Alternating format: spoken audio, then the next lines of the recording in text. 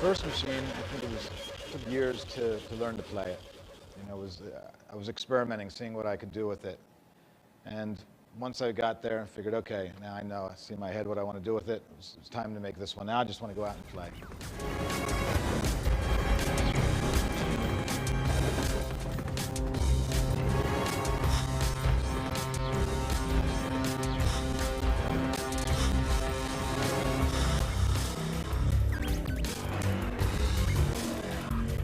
Up until now, I've been just using it for playing live because I've been really feeling out where it fits in and what kind of music I want to play with it. I come from a rock and roll background, and I play guitar, drums, keyboards, so I produce and write a lot of my tracks playing these instruments, but then I realized I could take my own recordings of my guitar, my drums, and I can loop them and I can actually play them with the Hydra.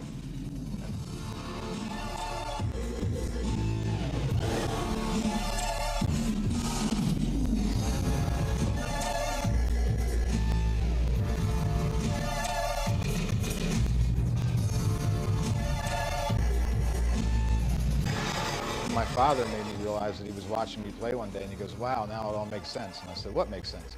He says, well, I never knew what you were going to do. You were playing drums, and you were playing guitar, and then you're playing keyboards, and then, you're into martial arts. And he goes, but you put it all together into this machine.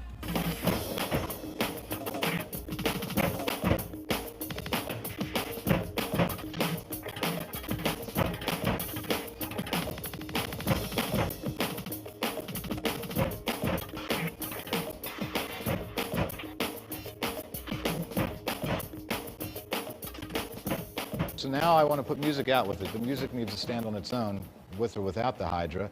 I'm collaborating with a lot of different producers and artists. I like writing with other people, working with other people, because I perform alone. So it's nice in the studio to team up with some people and to do some new stuff that way. And it gives me ideas I wouldn't have had on my own.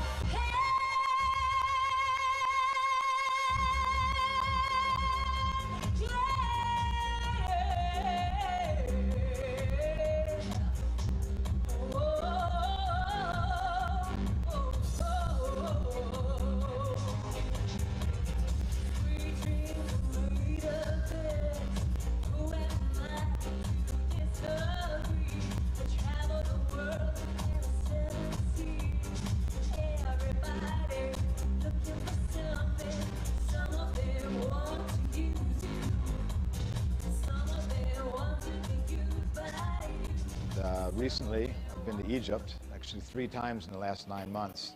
I got to sit up in front of the pyramids, literally right in front of the pyramids, and perform with river dance, and that was an amazing experience.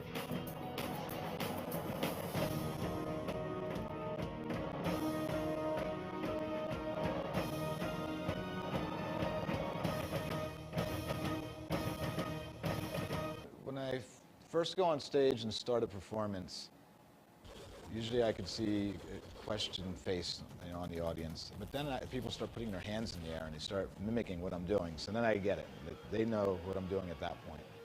That's the art of a DJ, really, isn't it? I mean, it's I think a lot of musicians, people that come from the music background, they don't really understand what a DJ is all about. And it's a whole different art form.